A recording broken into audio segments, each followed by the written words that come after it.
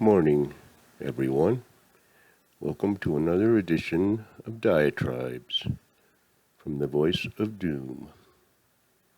And now, with more profundity, with a little profanity, here's your whimsical host, Voice of Doom. Thank you, Mr. Announcer. And I don't think we need that many adjectives and long words right now. Except I did come up with a new one. I didn't write it down, so I hope I can remember it. A new word for my dictionary because I'm just amusing to watch the people go on with their daily lives and discuss things like school board meetings and this freeway plan and the long-term, city planners.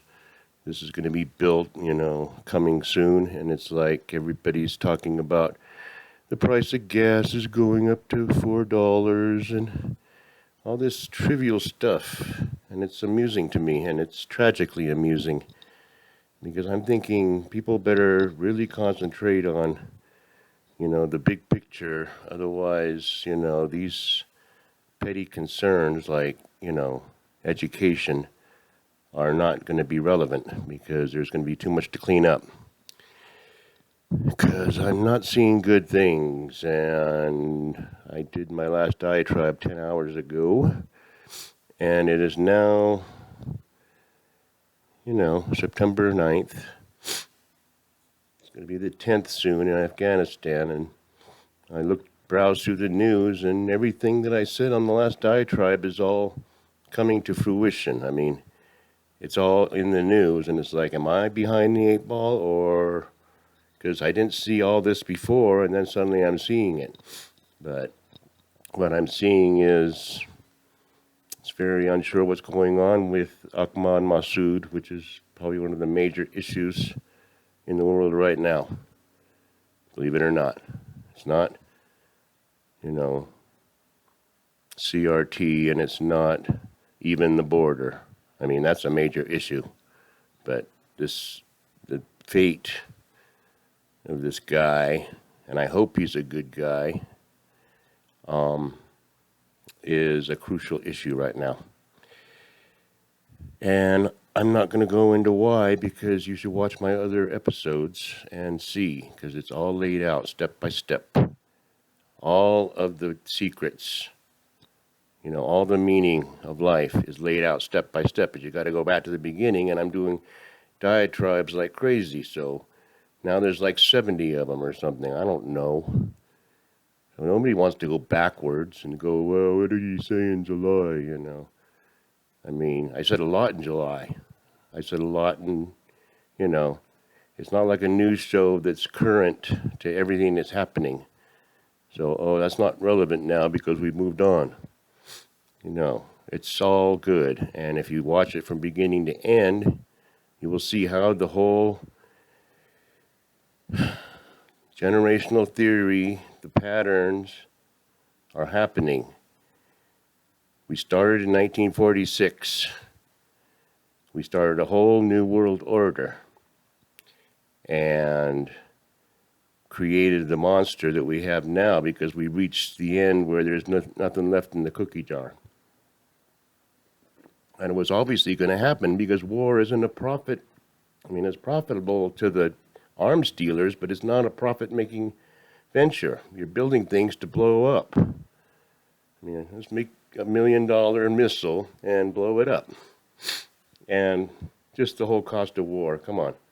World War II, build a battleship and it sunk a few days later. All that work. I don't even like to think about how much work they put into something that gets destroyed, immediately. So that's all tragic, and I'm going to go veering off into all kinds of different directions because I wanted to talk about the issue of the armed forces. They're turning in their commissions. They're resigning. And they're saying, I got to choose between my principles and getting all these benefits, All I have to do is do a few more years and I get such and such. But they're going to rock the boat, and by rocking the boat, that means the whole new order of how they've taken the internet and the information and the cyber communications into a realm of, you're canceled. I don't want to go into detail. It's morning, and I'm not a morning person. I'm trying to tell you the story of how this is all unfolding, and people shouldn't be worrying about, a lot of things that they worry about. And I find it amusing, and it's tragically amusing. My new word is, what was it? Tragifascination.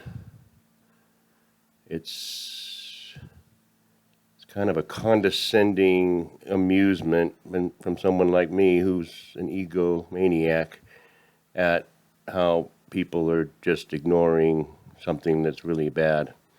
And then, I can always think, well, I'm the one that's bad. I'm the stupid one. Everyone else is going on with their life, and they're not worrying about big bombs going off. They're not worried about terrorists by the thousands in the United States who have nothing better to do than just sit there and plot in their living rooms and play video games. And it's like, yeah, I'll plot, but I don't really want to do anything. I don't know. I'm going to be rambling, but there's a lot to say. And I had it all in my head, and then I kind of lost it. But the bottom line is we have a weird, our society is weird. American, or whatever used to be America, has turned into kind of a Fellini-esque, Orwellian, Kafka-esque, a little bit of everything, the whole shebang mixed in there. It's just nobody knows what the truth is anymore.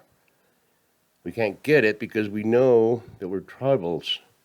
We're in the tribes, and one tribe believes that this outlet of information is wrong, and the other one believes the other one is wrong.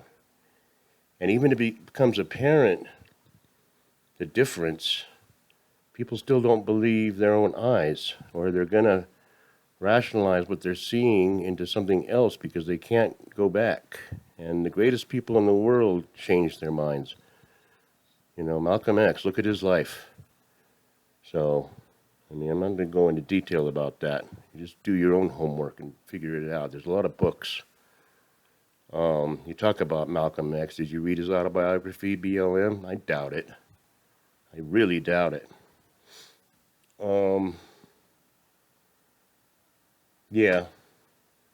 Big thoughts, and then they leave my head because I'm befogged. I admit it. But, big picture, what was it? Everybody knows what the problem is, and they spend all their time arguing about what the problem is. They don't think anything about why, or they might think why and argue about that, but they certainly don't think about how to solve it. You can take any issue. Okay, let's take climate change. Everybody agrees the climate is changing because that's what the Earth does. There's nobody that can say, no, the climate's been the same all through history. Even though we have evidence of ice ages, we have evidence of droughts, people migrate because of droughts. Africa, Euphrates used to be lush, and now it's a desert. Why? Because of climate change. Now, did they have the wherewithal to change that back then? I don't think so. So they moved, and so I think everybody can agree that climate change is real. I believe it, yep, and I don't see why anybody wouldn't, because it doesn't make sense not to. Now, what it is, we can all agree on. Now, how or why? Okay, why did this happen? Here's where the argument starts. Man has ruined the planet with the the carbon dioxide, whatever, monoxide, anything, aerosols. It used to be the ozone layer. We don't even hear about the ozone layer. What's going on with that now? I mean, is that still happening, or is that just put that thing aside and we'll worry about other things. Whatever happened with the rainforest in Brazil? Everybody was up in arms about that in the 80s. Are they gone now? I don't know. I haven't checked into it. I should look into that. There's a lot you have to look into to figure the world out, but I'm getting there. At any rate, my first subject was the armed forces. There's people that are thinking about the America that we were a few weeks ago, and they don't want any part of this, and they don't want any part of incompetence. And they just put their career on the line for it and pretty much lose it, and I admire them. I really do. But it's just part of my theory that they're culling. They're getting rid of those people. They want them to go. In fact, maybe they concocted this whole fiasco just to get them to go, so that whoever's left over, those are the true believers. And true believers have nothing to do with Viking costumes. True believers have to do with this new ideology that everybody's getting into, that I knew would be a problem back in the 70s. I knew it. But, you know, I'm just an idiot getting stoned all the time. Yeah, you can take any subject. You can take the border. Everybody agrees the border immigration is a problem, you know. And then how do we solve it and why is it happening? There's where the argument is. And you can take that with anything.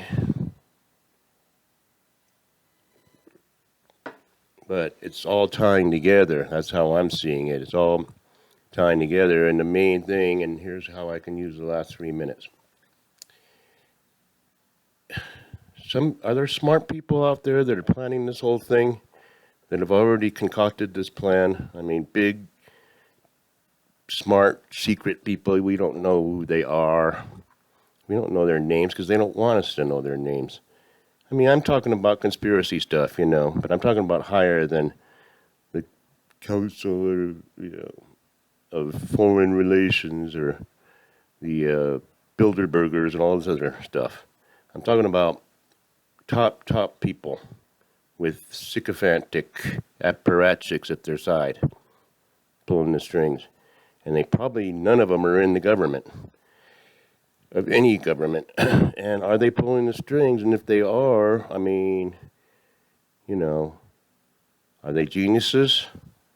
And it's like, how can we create chaos, but in a way that people don't really notice it's chaos, and only a few people will catch on, you know? And then we have a pandemic, which becomes obfuscated by politics and by arguing, and then you find evidence that somebody has been lying, and is anything going to happen to him? Is he even going to lose his job, let alone his pension? No. He's going to go on as usual because the tribes argue about what reality is. It's like, well, he didn't really mean that. You know, you're taking the words out of context. Well, we're reading the whole thing. Well, you know, that's the way you see it. We see it different, you know. It's like, well, we're not going to get anywhere because we can't agree on any basic realities. Objective reality, yeah, it's hard to agree on, but it is there. Doesn't matter if we believe in it or not. So that's why I'm afraid.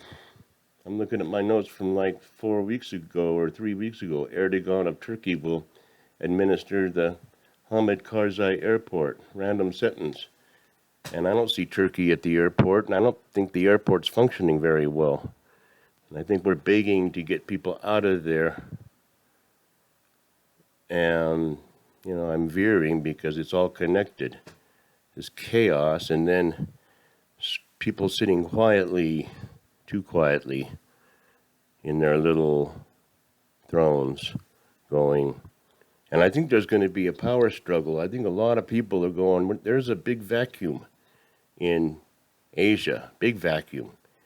And who is going to be the guy to come out on top? Because it happened right before World War II. I told you about Chamberlain-Munich Agreement and how it ties in with what we're doing now. They thought peace was at hand, and we think peace is going to be at hand because we're going to deal with these Taliban on a, you know, sophisticated diplomatic level. It'll be diplomatic, all right. They'll say all the right things and kill everybody. So I wish I could have been more articulate. I'd find a good time of day to do this, but I think I said a lot. I think I said more than most of these heads with their mouths talking on the news. So enjoy and see you next time. I'm going to be doing a lot of these because things are happening fast. Okay, bye.